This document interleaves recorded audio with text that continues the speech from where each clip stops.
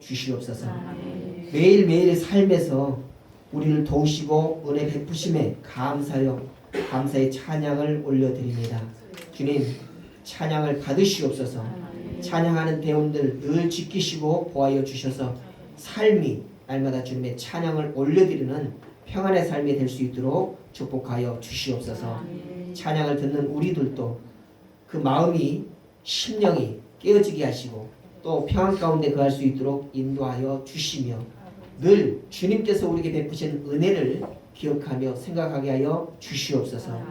오늘도 주님께서 우리에게 말씀을 주시기를 원합니다. 말씀을 통하여서 다시금 새로운 삶을 시작하게 해 주시옵시고 능력 있는 삶을 살아갈 수 있도록 역사하여 주시옵소서. 우리 가운데 어려움을 당하는 자들 있습니까?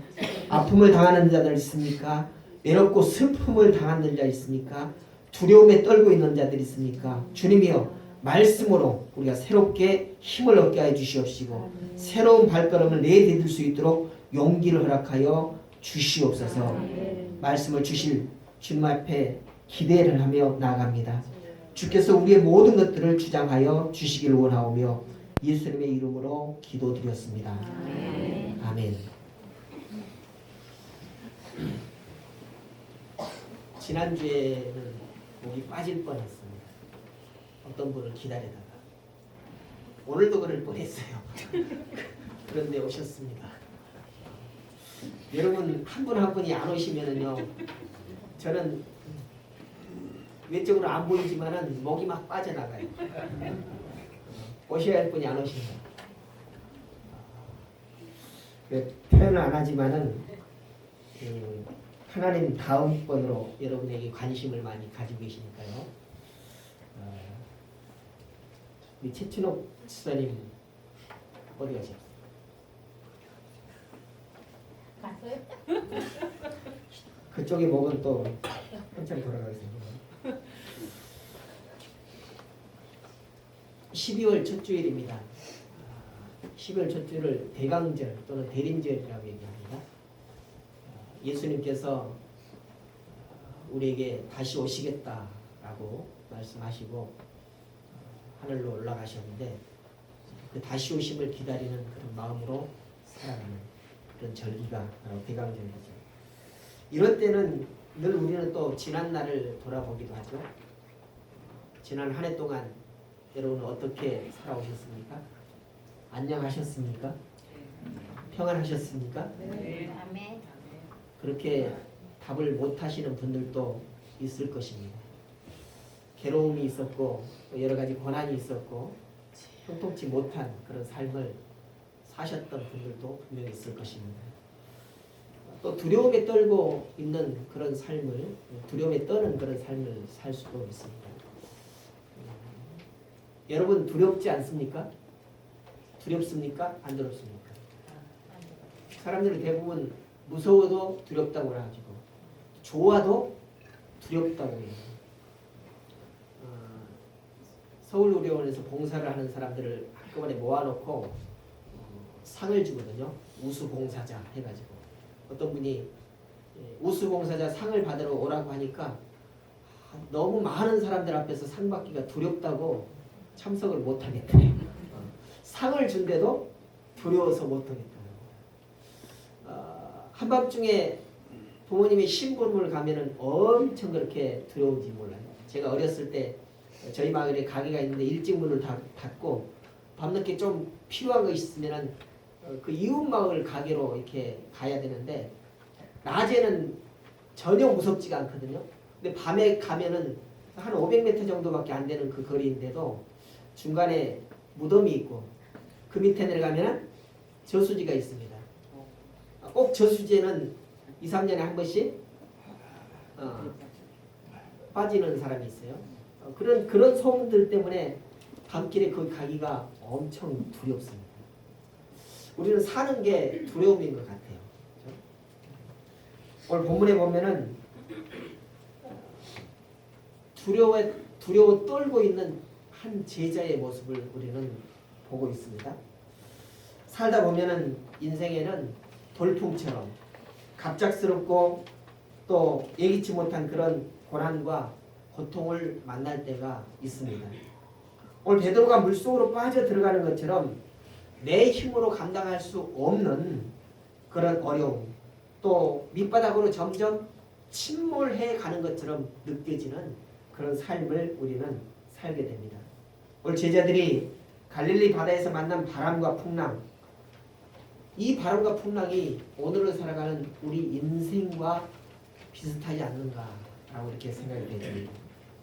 원하지 않는데도 환난은 우리에게 찾아옵니다. 오라고 부르지 않는데도 시험은 우리에게 옵니다. 그리고 고통이 따르죠. 그런 고난과 고통이 있을 때 사람들의 반응은 두 가지로 드러납니다. 하나는 문제를 바라보는 그런 사람이 있는가 하면, 또 하는 사람은 문제의 키를 가지고 계시는 예수님을 바라보는 사람. 그 두 가지 부류로 이렇게 나눠진다는 거예요. 오늘 여기에 모이신 여러분은 어떤 축에 속하십니까? 여러분의 고난이 왔을 때에 여러분은 고난 그 문제를 바라보십니까? 아니면 그 문제 해결자이신 키를 가지고 계신 예수님을 바라보고 계십니까? 답을 원하지는 않습니다. 생각을 해보자는 것이죠. 정말로 키를 바라보고 가지고 계신 예수님을 바라보고 계십니까?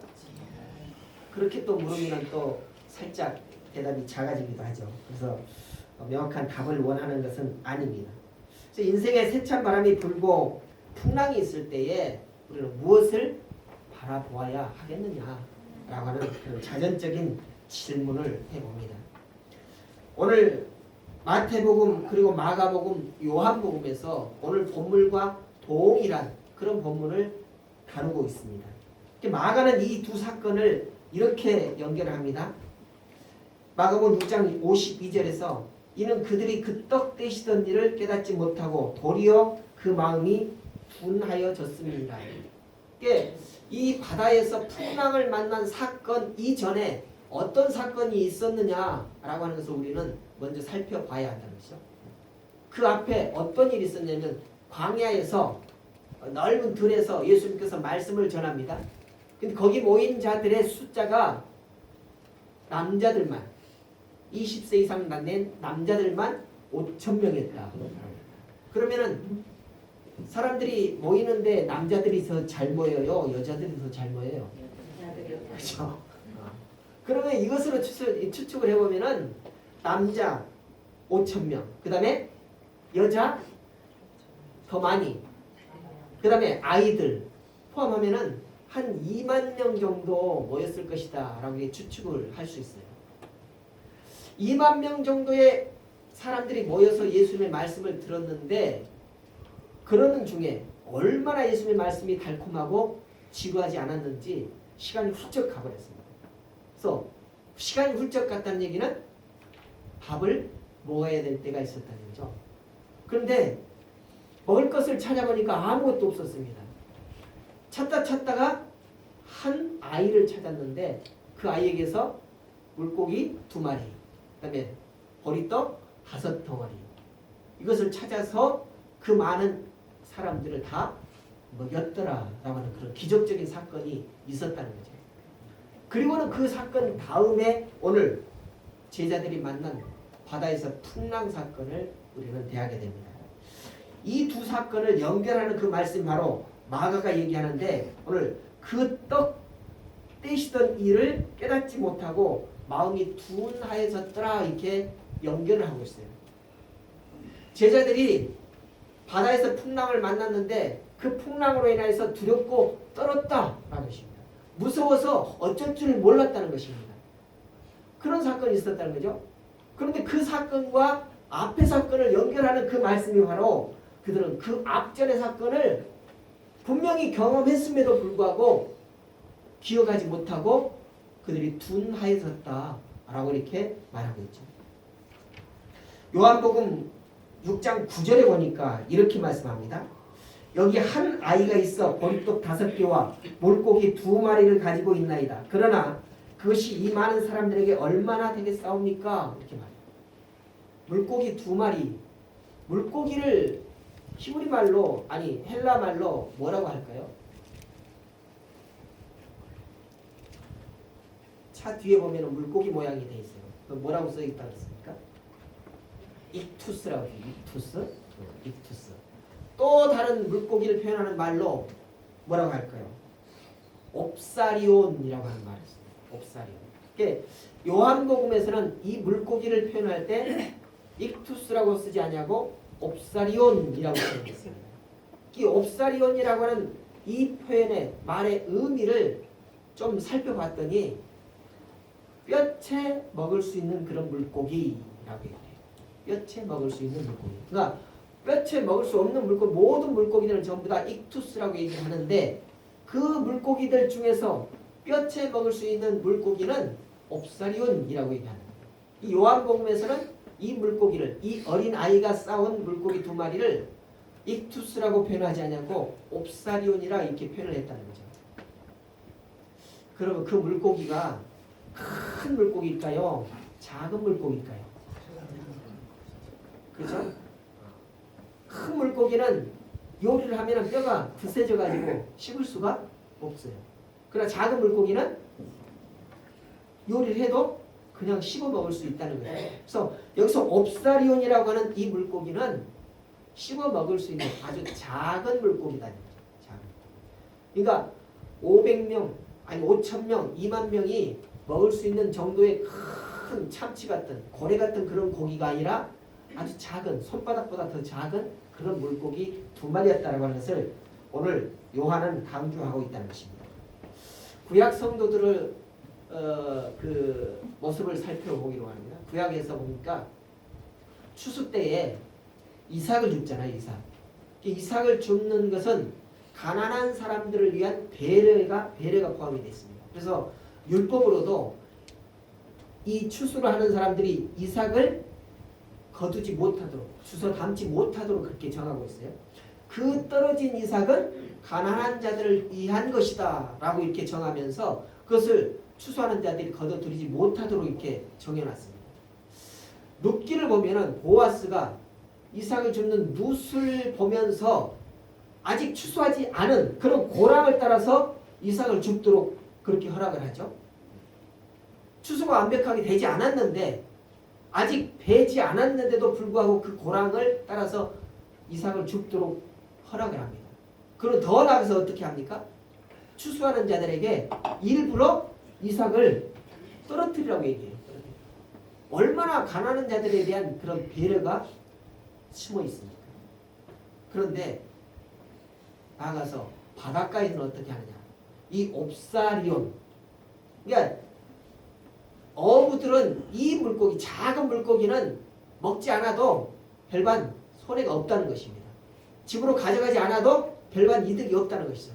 요즘에도 보면은 낚시할 때 크기가 정해져 있잖아요. 그래서 얼마만큼 크기에 도달하지 않는 물고기는 낚았더라도 다시 보내주도록 이렇게 법으로 정해져 있습니다. 오늘 이스라엘에서도 고대 근동에서도 물고기를 잡으면은 아주 작은 것들은 버리지 아니하고 물가에다 이렇게 쭉 모아놓는다고 합니다. 모아기 위해서 가난한 자들이 물가를 돌아다니면서 물고기를 걷어다가 먹게 하기 위해서. 어부들은 큰 물고기만 자기 집으로 가져가고 아주 작은 물고기는 바닷가에 물가에 놓아뒀다가 가난한 사람들이 가져다가 먹을 수 있도록 이렇게 배려를 했다는 것입니다. 무슨 말을 하려고 지금 이렇게 얘기를 펼쳐나갈까요? 이 어린아이가 싸운 물고기 두 마리는 옵사리온이라고 했습니다. 작은 물고기라고 했어요. 그러니까 이것으로 비교해 봤을 때 이 어린아이의 가정은 가난한 집안일까요? 부자 집안일까요? 가난한 집안이에요. 그가 또 싸운 보리떡도 가난한 사람들이 먹는 그런 떡이었다는 것입니다. 그래서 오늘 이 가난한 어린아이가 한 끼 도시락을 받아들고 주님께서 축복하신 후에 제자들에게 많은 사람들에게 무리들에게 나눠주라 라고 이렇게 말씀하십니다. 무리는 남자만 해서 5,000명이라 했습니다. 어린아이와 여자들까지 한다면 2만 명을 넘을 것이다 이렇게 추산할 수 있습니다. 이 광경을 한번 상상을 해보십시오. 어린아이가 쌓은 도시락 오병이어를 가지고 12명의 제자들의 손에 나뉘어졌습니다. 여러분 보리떡 5개, 물고기 작은 거 2마리 그걸 가지고 12명이 나눈다면 한 손 안에 들어가 있겠어요? 그죠? 꽉 차겠습니까? 아니면 조금 차겠습니까? 아주 조금 찼을 거예요.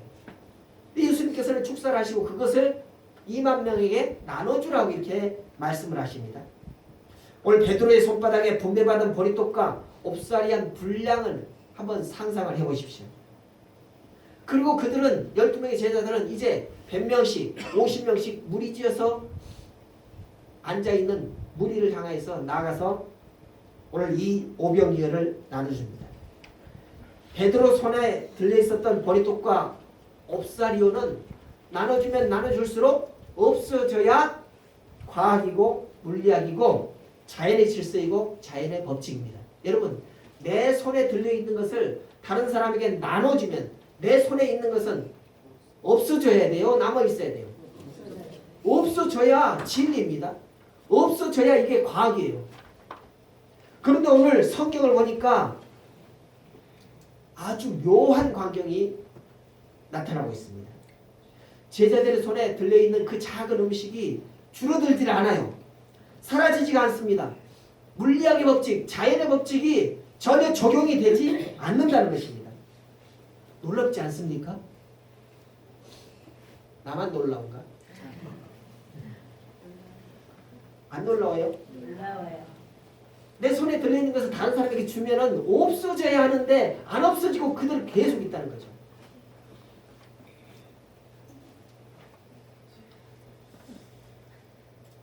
아이의 초라한 그 음식이 주님의 손에 받쳐졌을 때 하나님께서는 새롭게 만드셨고 주님이 축복하셨을 때 땅의 법칙으로는 통제받지 않고 하늘의 법칙으로 통제받아서 하늘에서 내려오는 기적의 음식이 되어지고 있다는 것입니다. 이것을 또 다른 측면에서 한번 살펴보기로 합니다. 구약교회가 40년 동안 광야를 빙글빙글 돌면서 그렇게 세월을 보냈어요. 그때 이스라엘 백성들은 애굽에서 나오면서 작은 음식을 쌓아왔습니다. 근데 그 음식은 계속 썩지 않고 계속 먹을 수 있는 그런 음식이 아니었어요. 며칠이면 없어질 만한 그런 음식이었습니다. 그래서 배도 골고 또 목도 마르고 해서 인도자인 모세에게 아우성을 치죠. 우리 이렇게 광야에서 굶어 죽게 하려고 이렇게 끌고 나왔느냐. 심지어는 하나님을 향하여서도 원망을 하는 그런 사람들이 있었습니다. 그때 하나님께서 그들에게 뭘 주셨어요? 만나. 그리고 그 40년 동안을 광야를 헤매는데 그들이 옷이 헤어져 가지고 찢어진 옷을 입었다라고 하는 것이 성경에 전혀 나오지 않습니다. 그 광야를 돌아다니는데 신발이 없어서 신발이 닳아져서 발이 상했다라고 하는 그런 기록이 전혀 없어요. 놀랍지 않습니까? 오늘 예수님의 제자들의 손에 들려있던 그 음식이 나눠주면 다시 생기고 나눠주면 다시 생기는 이 사건과 광야 40년 동안 이스라엘 백성들이 굶주리지 않냐고 헐벗지 않냐고 신발이 닳아지지 않는 그런 사건과 어쩜 그렇게 동일합니까? 구약시대 때의 그 이스라엘 백성들이 놀랍다 오 놀랍다 라고 이렇게 감동했던 그 사건이 오늘 신약시대 때 예수님 앞에서 이루어지는 그런 사건이 되었다는 것입니다. 오늘 2만 명의 사람들에게 12제사들이 나눠주고 있는데 주고 나면 남아있고 줬는데 또 그만큼 남아있고 2만 명이 다 먹고 나머지가 얼마나 남았다고요? 12광주리가 남았대요. 얼마나 신이 났을까요? 받는 사람도 보면서 신기했을 것이고 나눠주는 사람도 신이 났을 것입니다. 금방 없어질 것 같은데 또 있네? 그러다가 그 기적이 언제 멈췄을까요? 나눠주면 또 생기고 나눠주면 또 생기고 했는데 그 기적이 계속 있었으면 12광주만 남았을게요? 더 많이 남았겠죠? 그런데 12광주를 남기고 그 기적은 끝났어요. 언제 끝났을까요? 나눔이 멈춰졌을 때. 나눔이 멈춰졌을 때. 언제 나눔이 멈춰졌어요? 다 배불리 먹고 이제는 더 이상 못 먹겠어요. 더 이상 먹을 자리, 들어갈 자리가 없어요. 그랬을 때 그 기적은 끝이 났다는 것입니다. 나눠주면은 기적의 연속입니다. 나누는 것이 끝나니까 기적도 끝났다는 것입니다. 나눠주면 기적이 계속 나타납니다. 나누지 않으면 기적은 나타나지 않습니다. 이것이 바로 하나님의 계산 법칙이라는 거죠. 이것이 하늘나라의 법칙이다 라고 하는 것입니다. 구약시대 때 40년 동안 광야에서 일어났던 그 일이 오늘 신약시대 때에 이 게네사렛 광야에서 들판에서 동일하게 일어나고 있는 것입니다. 내 것을 내 것이라고 내가 나눠주면 그것은 어느 시간이 지나면 어느 만큼 지나면 떨어지고 맙니다. 그러나 내 것을 내 것이라 하지 않냐고 주님께 드리고 그것이 나눠질 때 그것은 기적이 일어나게 된다는 것이죠. 이 기적을 우리는 체험을 해야 합니다. 여러분이 지갑도 그랬으면 참 좋겠죠. 여러분 지갑에서 돈을 꺼내서 남을 주는데 계속해서 돈이 나온다면 얼마나 기분이 좋겠습니까?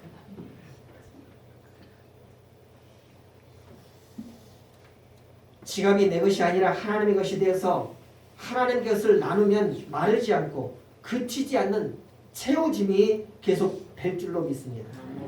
멈추지 않는 기적, 멈추지 않는 풍성함 때문에 계속 나눠주는 그런 주인공이 여러분이 되시기를 주님의 이름으로 축복합니다. 오늘 기적의 버리떡과 기적의 물고기를 봤던 무리들이 얼마나 큰 충격을 받았을까요? 요한복음 16장 15절을 한번 같이 보십시다. 얼마나 놀랐는지. 요한복음 6장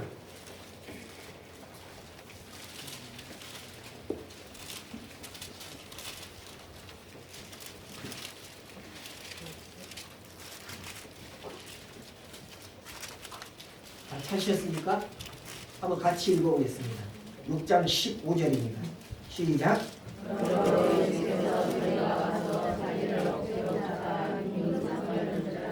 그만. 뭐 하려고 했다고요?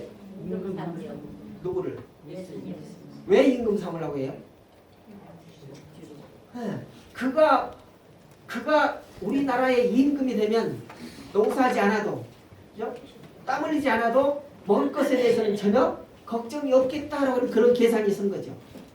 그래서 그를 잡아서 우리의 임금으로 삼으려고 하는 것을 예수님께서 눈치채시고 다른 데로 피하셨다는 것입니다.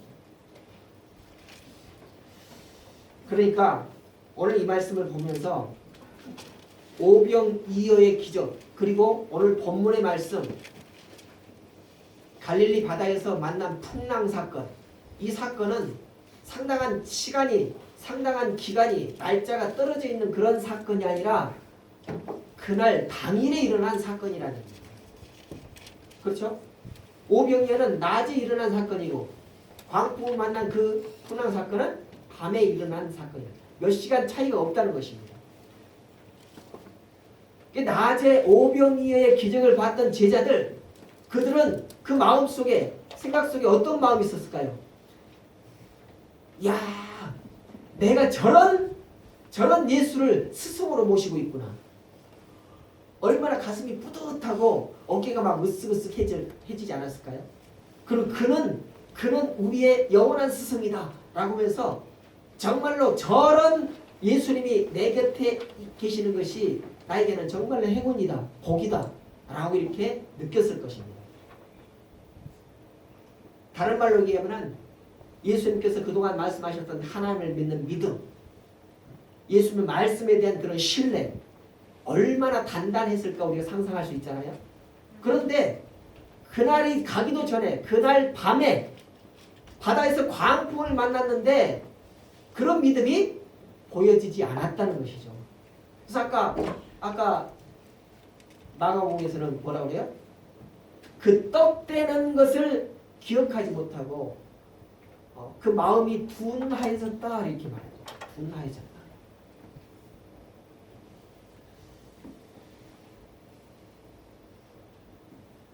오늘 제자들은 그 광풍 사건을 만나지 않았을 때 그 전까지는 어떤 마음이었을까 한번 상상을 해보시죠. 낮에 일어났던 그 일 있잖아. 낮에 우리의 선생님이 그 오병이어를 가지고 2만 명이 넘는 그런 사람들을 먹이고도 12강제가 남았잖아. 어떻게 이 세상에 그럴 수가 있어? 어떻게 그런 기적이 있을 수가 있어? 놀랍지 않아? 여러분 놀랍지 않습니까? 아는 사람만 아는 것이 아니라 모르는 사람까지 그 사건을 경험하지 못한 사람들에게까지 이야기를 하고 싶어가지고 막 입이 들썩들썩 견디지 못해가지고 그 말을 누구에게 할까? 누구에게 전해줄까? 견딜 수가 없는 거죠. 마치 임금님 귀는 당나귀 귀 이 얘기처럼 그렇게 흥분해가지고 있다는 얘기죠. 정말로 야 우리 선생님 좋구나. 으뜸이다 으뜸. 최고다. 그와 함께 영원히 살아가고 싶다. 라고 하는 이런 믿음을 가지고 있었다는 거죠. 그런데 몇 시간이 지나지 않자 그렇게 강하게 믿었던 그를 잊어버리고 까맣게 잊어버리고 두려움에 떨고 있다는 것입니다. 오늘 제자들은 광풍을 만났습니다. 배가 침몰할 수 있는 그런 위기를 만났습니다. 그런데 그 자리에 예수님은 계시지 않았습니다. 갈릴리 호수는 길이가 25km, 폭이 10km 정도 된다고 해요. 가보니까 물론 건너편에 산이 보이기는 보입니다.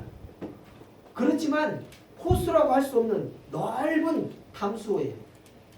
그래서 이스라엘 사람들은 그 호수를 호수라고 하지 아니하고 바다라고 이렇게 부릅니다. 그래서 갈릴리 바다라고 얘기해요. 실제로는 바다가 아닙니다. 제가 물을 찍어서 맛을 봤어요. 짠물일까요? 맹한 물일까요? 맹한 물. 짠물이 아니니까 바다가 아니라는 얘기죠. 그런데 바다처럼 보여져요.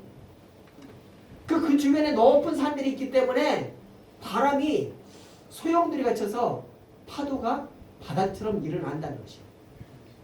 그 바다를 지금 밤중에 제자들만 건너가고 있는데 광풍이 일어났다는 거죠. 그런데요. 그런 상황 속에서 어두침침한데 어떤 한 사람이 그들을 향해서 걸어오고 있습니다. 제자들은 깜짝 놀라서 뭐라고 해요? 유령이라! 유령이다. 마치 암호처럼. 제가 유령이다. 그러니까 그 반대편에서 또 암호를 답을 하듯이 뭐라고 합니까? 내다. 제자들이 유령이다. 그러니까 저쪽에서는 내다. 이렇게 반응이 와요. 오늘 26절을 보십시오. 제자들이 그가 바다 위로 걸어오심을 보고 놀라 유령이라 하며 무서워하며 소리치르거늘 27절에서는 예수님께서 즉시 이르시되 안심하라 내니 두려워 말라. 인생의 고통이 있고 힘든 일이 있을 때 주님께서 찾아오시면 모든 바람과 풍랑은 예수님 앞에서 잠잠해집니다. 왜일까요? 왜일까요? 예수님이 내니라고 하셨기 때문입니다. 우리가 누구십니까? 물어보면 예수님은 내다 라고 이렇게 말씀하신다는 것입니다. 이 단어가 이 복음서에서 예수 그리스도의 정체를 연구하는데 아주 중요한 그런 단어입니다. 이 내니라고 하는 단어를 헬라어 본문에서 찾아보니까 에고 에이미라고 이렇게 말합니다. 에고 에이미. 영어 성경에서는 it is I. 나는 나다. 이렇게 된다. 나는 나다. 구약 성경에 모세가 이스라엘 백성들을 애굽에서 이끌어내게 하기 위해서 하나님께서 호렙산에서 그 떨기나무 불이 타는 그 상황 속에서 모세를 부릅니다. 모세 깜짝 놀라서 누구십니까? 그걸 묻잖아요. 그리고 내가 너를 애굽에 보내겠다. 왜요? 내 백성을 이끌어내기 위해서. 모세가 묻습니까? 아니 내가 과거에 거기 있었지 않습니까? 그리고 그들에게 두려움이 있어서 내가 도망쳤는데 거기를 또 가라고요? 가라. 그럼 그들이 뭐라고 누가 보내서 왔냐고 묻지 않겠습니까? 그랬더니 하나님이 자기를 소개해줘. 뭐라고 소개해요? 나는 스스로 있는 자니라. 이 말이 뭐냐니까 헬라어로 얘기하면 에고 에이미라고 하는 거예요. 나는 나다. 나는 스스로 있다. 누구로부터 만들어진 것, 누구로부터 조성되어지는 자가 아니라 난 스스로 있다라고 하는 것입니다. 그 하나님이 자신을 소개했던 그 말씀이 오늘 이 광풍 속에서 제자들 앞에서 예수님이 자기를 소개할 때 나는 나다 라고 이렇게 소개를 하고 있는 것입니다. 이 말씀이 믿어지십니까? 이해가 되어지십니까? 스스로 계시는 그분이 애굽의 재앙을 내리셨습니다. 스스로 계시는 그분이 홍해를 가르셨습니다. 스스로 계신 그분이 애굽에서 이스라엘 백성들을 이끌어내셔서 가나안 땅으로 인도해 내셨다는 것입니다. 우리는 몹시도 그분의 정체가 궁금하잖아요. 그런데 그분은 자기 자신을 소개하실 길을 나는 나다. 나는 스스로 있는 자다. 라고 이렇게 소개하고 있다는 것입니다. 예수님도 동일하게 제자들에게 나는 나다. 그게 뭐라는 얘기예요? 너희가 이미 조상으로부터 경험했던 그 하나님, 그가 나이니 그를 믿었다면, 그를 신뢰했다면 오늘 이 시간에도 나를 믿고 신뢰하라. 두려워하지 말라라고 하는 것입니다. 여러분은 언제 하나님을 소개받았습니까? 여러분은 언제 예수님을 소개받았습니까? 그분께서 여러분에게 소개하시기를 이렇게 소개했을 거예요. 나는 나다.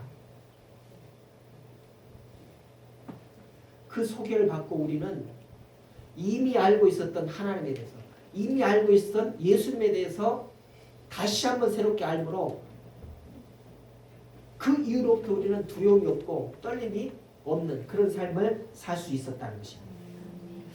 요한복음에 7번의 에고 에임이 스스로 자기 존재를 선언하는 말씀이 있습니다.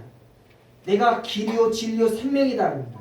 내가 참 포도나무다. 나는 양의 문이다. 내가 세상의 빛이다. 내가 선한 목자다. 내가 부활과 생명이다. 내가 곧 생명의 떡이다. 이렇게 예수님의 자기 자신을 소개하고 있습니다. 오병이어로 2만 명을 먹이실 때 창조의 질서를 초월하고 자연의 법칙을 초월하기는 이런 기적을 나타내신 주님이 오늘 물 위를 걸으십니다. 베드로에게 물 위를 걸으라고 명하십니다. 그래서 베드로는 자기가 자의로 물을 걷는 것이 아니라 예수님의 명령을 따라서 물 위를 걷고 있는 것입니다. 29절을 보십시오. 뭐라고 그래요? 오라 이렇게 말씀합니다. 오라. 베드로가 스스로 간 것이 아니라 예수님이 오라고 하니까 물 위를 걸었다는 것입니다. 지금 주님의 말씀을 듣고 어디 위를 걸어요? 물 위를 걸었다면 그는 빠졌을 거예요. 말씀을 듣고 어디를 위를 걸어요? 말씀 위를 걸어요. 말씀을 듣고 말씀 위를 걸어갔더니 빠지지 않았다는 것입니다.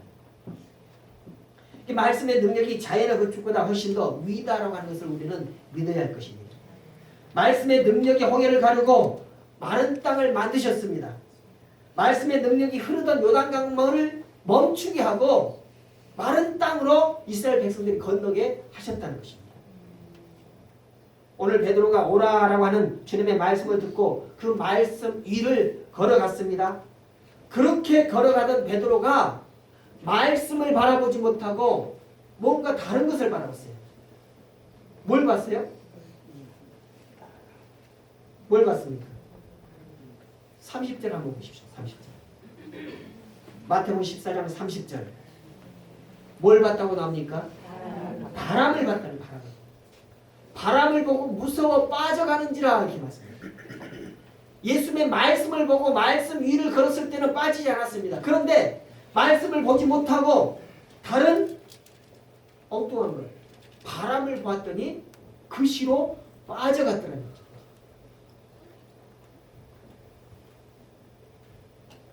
오늘 바람을 보고 두려운 마음을 품는 순간 몸무게를 바치고 있었던 말씀의 능력은 사라져버렸습니다. 두려워하고 의심하는 순간 자연을 초월하고 그런 능력은 그리고 기적은 사라져버렸습니다. 그 순간 베드로의 발은 물 위에서 중력의 법칙 그대로 적용이 되어지고 말았다는 것입니다. 오늘 바람을 보는 그 순간에 에고 에이미는 사라져버렸습니다.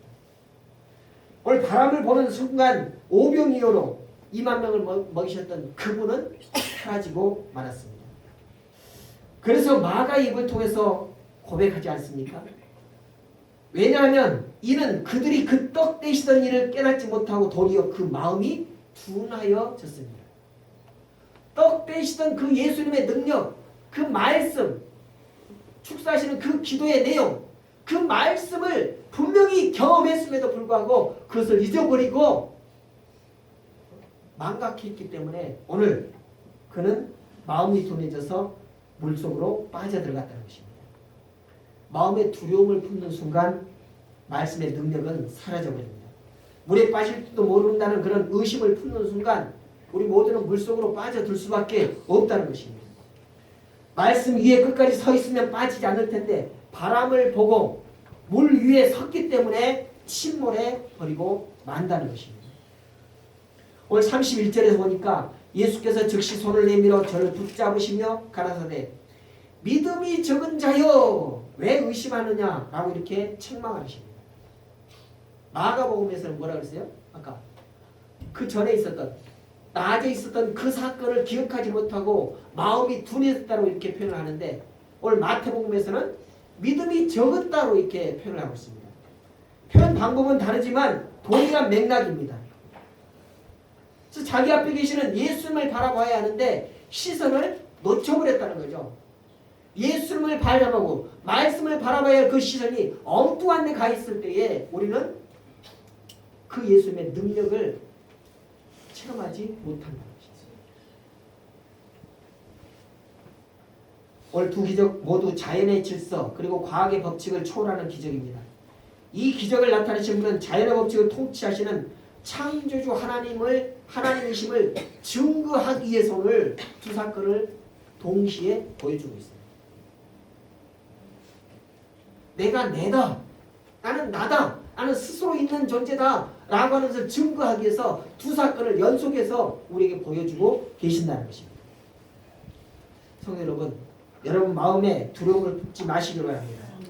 의심도 품지 마시길 바랍니다. 생명의 말씀을 품고 간직하시기를 주님의 이름으로 축복합니다. 세상에서 불어오는 세파를 바라보지 말고 앞에 계신 주님만을 바라보시기를 바랍니다. 인생에 어떤 문제가 있어도 그 문제를 바라보지 말고 문제의 키를 가지고 계신 주님을 바라보시기를 바랍니다. 세상의 진리라고 여겨지는 그런 법칙을 바라보지 마시고 하나님 나라의 법칙을 바라보시기 바랍니다.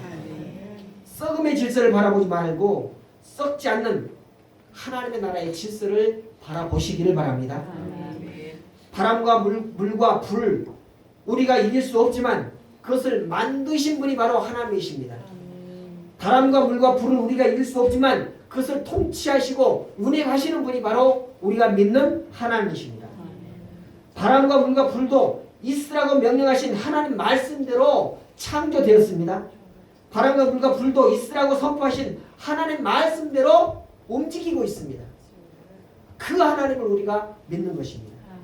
오늘 하나님 말씀의 능력이 바람과 불과 물의 힘보다 더 위에 있다고 하는 것을 우리는 믿어야 할 것입니다. 만물을 지으시고 만물을 다스리시는 주님을 바라보고 내게 주신 약속의 말씀을 붙잡고 믿음으로 전진하면 그 말씀이 성취되어지는 기적을 경험할 줄 믿습니다. 오늘 한 영상을 보기를 원합니다. 이 영상을 보는데 이 영상 자체가 중요한 것이 아니라 그 영상의 주인공이 어떤 마음으로 어떤 믿음으로 그 사건을 바라보고 그렇게 이겨내는지. 2000년에 시드니 올림픽이 있었습니까? 거기에서 일어났던 일입니다. 한번 보십시다.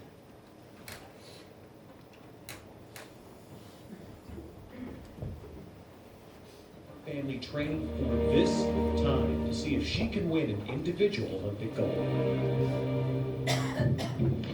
She has worked very hard in the last 4 years to come to this spot to try and get that first gold medal in the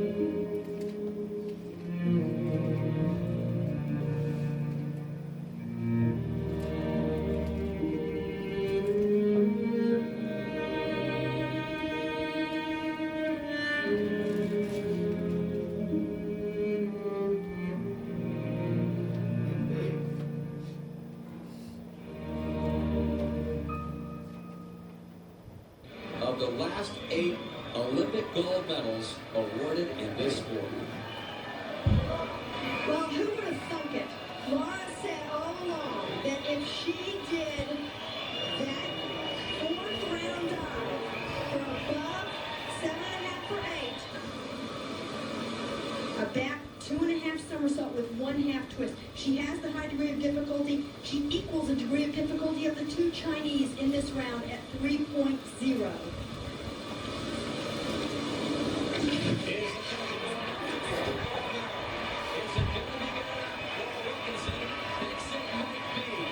She's going straight in. She made